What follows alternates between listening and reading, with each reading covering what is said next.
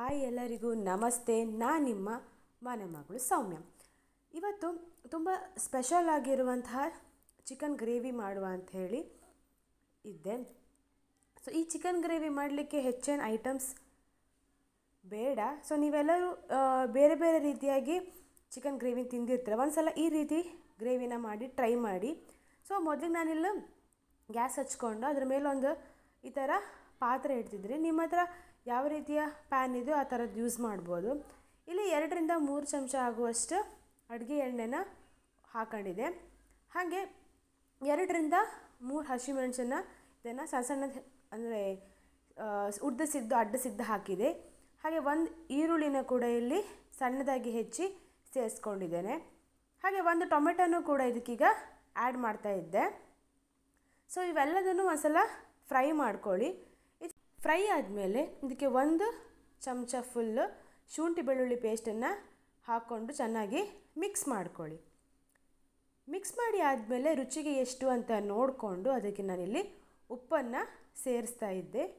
ನಾನಿಲ್ಲಿ 1 ಚಮಚ ಫುಲ್ಲಾಗಿ ಉಪ್ಪನ್ನು ಸೇರಿಸಿದ್ದೇನೆ. ಹಾಗೆ 1 ಚಮಚ ಸಣ್ಣ ಚಮಚ ಆಗಿರೋದ್ರಿಂದ 1 ಚಮಚದಲ್ಲಿ ಅರಿಶಿಣ ಪುಡಿಯನ್ನು ಕೂಡ ಸೇರಿಸಿ ಇದನ್ನು ಚೆನ್ನಾಗಿ ಮಿಕ್ಸ್ ಮಾಡ್ಕೊಳ್ಳಿ. ಮಿಕ್ಸ್ ಮಾಡಿ ಆದಮೇಲೆ ಚೆನ್ನಾಗಿ ತೊಳೆದಿರುವಂತಹ ನಾನು ಚಿಕನನ್ನು ಇಲ್ಲಿ ಸೇರಿಸ್ಕೊಳ್ತಾ ಇದ್ದೀನಿ.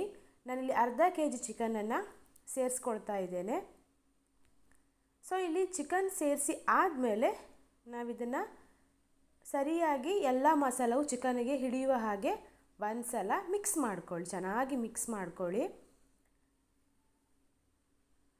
ನೋಡ್ತಾ ಇರ್ಬೋದು ಇಲ್ಲಿ ಚಿಕನಿಗೆ ಎಲ್ಲ ಮಸಾಲ ಹಿಡಿದಿದೆ. ಅದರ ಮೇಲೆ ಒಂದು ಅರ್ಧ ಗ್ಲಾಸ್ ನೀರನ್ನು ಹಾಕಿ ಮಿಕ್ಸ್ ಮಾಡಿಟ್ಟು ಲಿಡ್ಡನ್ನು ಕ್ಲೋಸ್ ಮಾಡಿ ಹೈ ಫ್ಲೇಮಲ್ಲಿ ಒಂದು 5 ನಿಮಿಷ ಬೇಯಿಸ್ಕೊಳ್ಳಿ. ಅದಲ್ಲ ಆ ಕಡೆ ಬೇಯ್ತಾ ಇರಲಿ. ಈ ಕಡೆ ಒಂದು ಮಿಕ್ಸಿ ಜಾರಿಗೆ ನಾನಿಲ್ಲಿ 1.5 ದೊಡ್ಡ ಕ್ಯಾಪ್ಸಿಕಮನ್ನು ಯೂಸ್ ಮಾಡ್ತಾಯಿದ್ದೀನಿ. 1.5 ಕ್ಯಾಪ್ಸಿಕಮ್. ಇದನ್ನು ಸ್ವಲ್ಪ ನೀರು ಹಾಕಿ ಫೈನಾಗಿ ಒಂದು ಪೇಸ್ಟ್ ಮಾಡ್ಕೊಳ್ಳಿ. ಸೊ ಈ ಥರ ನೋಡ್ತಾ ಇರ್ಬೋದು ನೀವಿಲ್ಲಿ. ನಾನಿಲ್ಲಿ ಇದನ್ನು ಪೇಸ್ಟ್ ಮಾಡಿ ತಂದಿದ್ದೇನೆ. ಈ ಥರ ಒಂದು ಫೈನ್ ಪೇಸ್ಟ್ ಮಾಡ್ಕೊಳ್ಳಿ. ಫೈನ್ ಪೇಸ್ಟ್ ಮಾಡ್ಕೊಂಡು ಇದನ್ನು ಒಂದು ಕಡೆ ಎತ್ತಿಟ್ಕೊಳ್ಳೋಣ. ಈ ಕಡೆ ಇಲ್ಲಿ ಚಿಕನ್ ಬೇಯ್ತಾ ಇದೆ, ನೀವು ನೋಡ್ತಾ ಇರ್ಬೋದು. ಇದಕ್ಕೀಗ ನಾನು ಒಂದು ಸಲ ಸೌಟಿಂದ ಕರೆಕ್ಟಾಗಿ ಮಿಕ್ಸ್ ಮಾಡ್ಕೊಳ್ತಾ ಇದ್ದೀನಿ.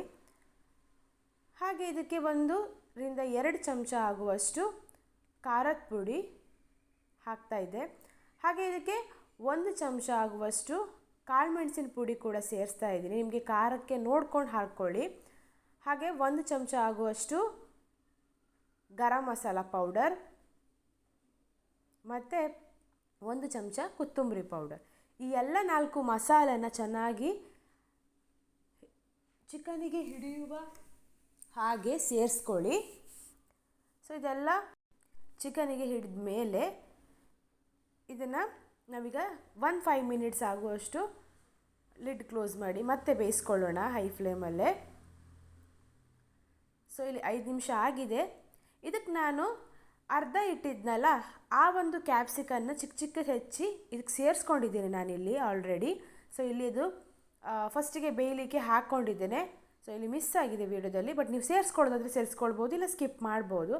ಹಾಗೆ ಇದಕ್ಕೆ ನಾವು ಮೊದಲೇ ರುಬ್ಬಿರುವಂತಹ ಪೇಸ್ಟನ್ನು ಇದಕ್ಕೆ ಸೇರಿಸ್ಕೊಳ್ತಾ ಇದ್ದೀನಿ.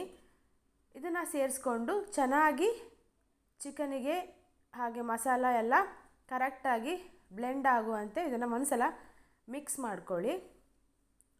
ನೋಡ್ತಾ ಇರ್ಬೋದು ಈ ಥರ ಒಂದು ಸಲ ಮಿಕ್ಸ್ ಮಾಡಿಕೊಂಡು ಮತ್ತೆ 5 ಮಿನಿಟ್ಸ್ ಇದನ್ನು ಬೇಯಿಸ್ಕೊಳ್ಳಿ. ಸೊ 5 ಮಿನಿಟ್ಸ್ ಆಗಿದೆ. ಅದಾದಮೇಲೆ ಇದಕ್ಕೆ ನಾನಿಲ್ಲಿ 1 ಮೀಡಿಯಮ್ ಸೈಜ್ ಆಲೂಗಡ್ಡೆನ ಹೆಚ್ಚಿದ್ದು ಇದಕ್ಕೆ ಹಾಕ್ಕೊಳ್ತಾ ಇದ್ದೆ. ನೀವು ಇದನ್ನು ಕೂಡ ಬೇಕಾದರೆ ಆ್ಯಡ್ ಮಾಡ್ಕೊಳ್ಳಿ, ಇಲ್ಲಾಂದರೆ ಇದನ್ನು ಕೂಡ ಸ್ಕಿಪ್ ಮಾಡ್ಕೊಳ್ಬೋದು. ಅದೇ ಗ್ರೇವಿಗೆ ಸಾಕಾಗ್ತದೆ, ಅದು ಕೂಡ ಚೆನ್ನಾಗಿ ಬರ್ತದೆ. ಮತ್ತು ಇದನ್ನು 5 ಮಿನಿಟ್ಸ್ ಲೋ ಫ್ಲೇಮಲ್ಲಿ ಬೇಯಿಸ್ಕೊಳ್ಳಿ. ಸೊ ಇಲ್ಲಿ ಬೆಂದಿದೆ. ಸೊ ಕರೆಕ್ಟಾಗಿ ಎಲ್ಲದು 5 ಮಿನಿಟ್ಸ್ ಬೇಯಿಸ್ಕೊಂಡಿದ್ದೀನಿ. ಬೇಕಾದರೆ ಇನ್ನೊಂದು 2 ನಿಮಿಷ 3 ನಿಮಿಷ ಹೆಚ್ಚಿಗೆ ಬೇಯಿಸ್ಕೊಳ್ಬೋದು ಚಿಕನ್ ಬೇಯಲಿಲ್ಲ ಅಂತ ನಿಮಗೆ ಅನಿಸಿದರೆ.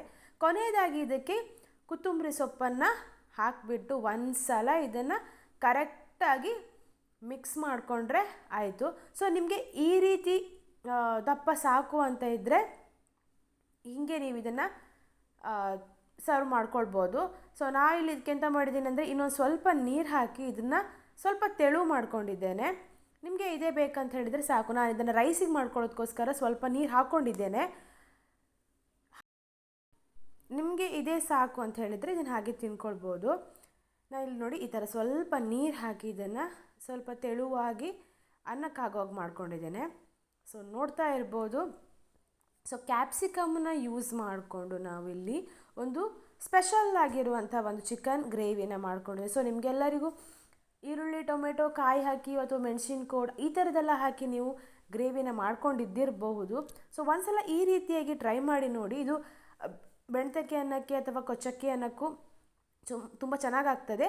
ಹಾಗೆ ಚಪಾತಿ ಆ ಥರದಕ್ಕೂ ಕೂಡ ಚೆನ್ನಾಗಾಗ್ತದೆ. ಒಂದ್ಸಲ ಟ್ರೈ ಮಾಡಿ ಹಾಗೆ ಕಮೆಂಟ್ ಮಾಡಿ.